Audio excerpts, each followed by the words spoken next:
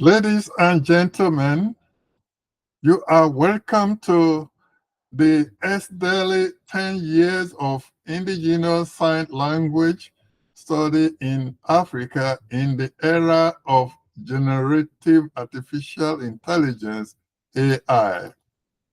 Let me begin my keynote address with the S-DELI, a wonderful pioneering project of Dr. Imma As, PhD. The S-DELI promotes the deaf literacy through indigenous Nigerian sign languages. The organization conducts research on indigenous sign languages and the deaf culture. They reach out to families of deaf children, advocate for the implementation of early detection, early intervention programs for deaf children, and so on.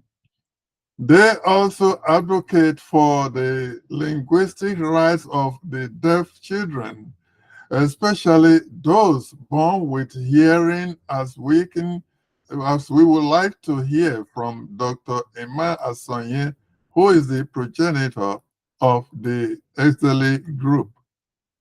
On the Goa language, on the other hand, is an evolved or created international auxiliary language by me.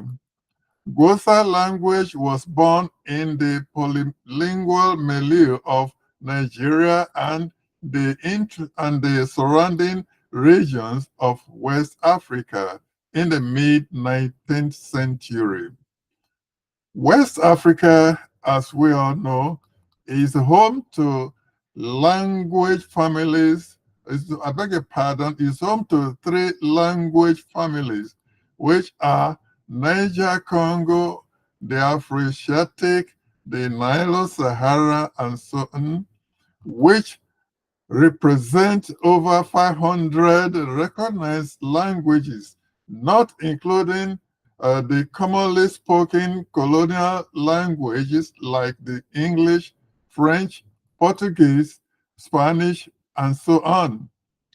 15 nations in West Africa entered into a treaty in the year 1975, thus creating the Economic Community of West African States, popularly known as the ECOWAS, which is the area that the S-DELI Sign Language and the Goa Language are covered in this conference.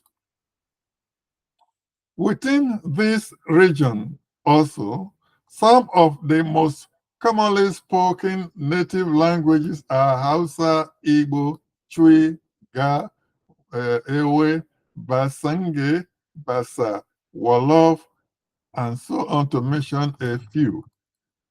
Growing up in Nigeria in the 1950s and 60s, I was repeatedly exposed not only to the colonial English, Nigerian Pidgin English, and my mother tongue, which is the Edo, but also Hausa, Igbo, Yoruba, Urobo, Izon, Kalabari, and Fufude. Thanks to the Nigerian Broadcasting Corporation (NBC) scheme in their bid to educate and sustain Nigerian indigenous languages beginning in the 1958. That scheme saw the rediffusion, a radio program, sequentially broadcast their program in the 9 local languages listed above, which I enthusiastically consumed. The 1958-69 language broadcast was a relief to me because I recall sorrowfully when my late father was forced to pay a 1-penny fine to St. Stephen Primary School, First East Circular Road, Benin City, when I spoke the Edo language to a school friend under the erstwhile British colonial law that forbade local indigenous languages from being spoken in academic environment. And that was a flag off in my infancy to change the oppressive linguistic game by taking the bull by the horn.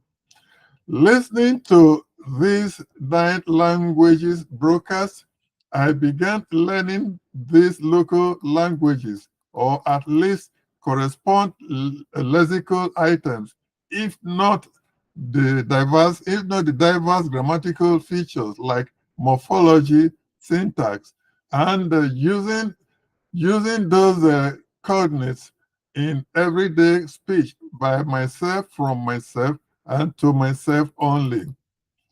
I recall that in daily speech in Nigeria, it was very common to code switch between the English language in schools with interlaced words from whichever indigenous language a given person was a native speaker of. For me, it was not just code switching between English and my native language, Edo, but all nine of the languages gleaned from the NBC broadcast. I memorized or I memorized volumes of different Nigerian indigenous words and meanings in my brain and as a young boy. And I was able to pronounce and recite those words with ease. Having acquired so much different Nigerian traditional language words, I found myself interlacing Edo language words with Igbo words and some other Nigerian languages and dialect words. For, for example, Biko Fumi Ruwa, meaning please give me water. Biko from Igbo, Fumi from Yoruba, and Ruwa from Hausa. These are a collection or evolution of words from Yoruba, Igbo, Edo, Isoko, Urobo, Hausa, Isa, and so on. Thus, at the age 12, living at my family home at number 19 Abakaleke Road, Enugu, Eastern Nigeria, the Gosa language cocoon that started in Benin City was finally born. Governmental bureaucracy and bottleneck problems. The situation with the S-DELI experience and the lawmakers, mostly the top linguistic gurus, who are charged with the federal government indigenous linguistic decision-making and policy formulation, is somewhat similar, if not the same, to the Gosa language constraint from the beginning to date.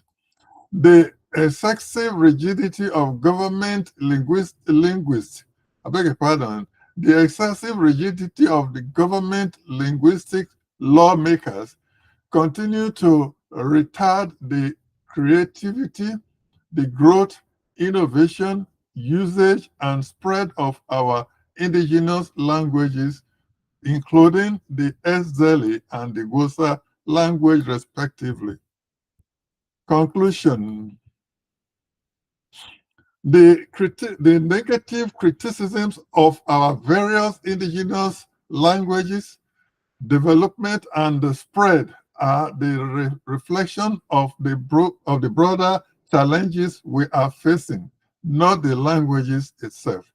Let me therefore take this opportunity to thank the organizers of this wonderful conference and the highly distinguished guests for your collaborations. However, your presence will make much impact for us if you will be kind enough to take the decision from this conference to implement in your various policy and decisions at your various positions. Thank you all very much. for your attending this conference. God bless you.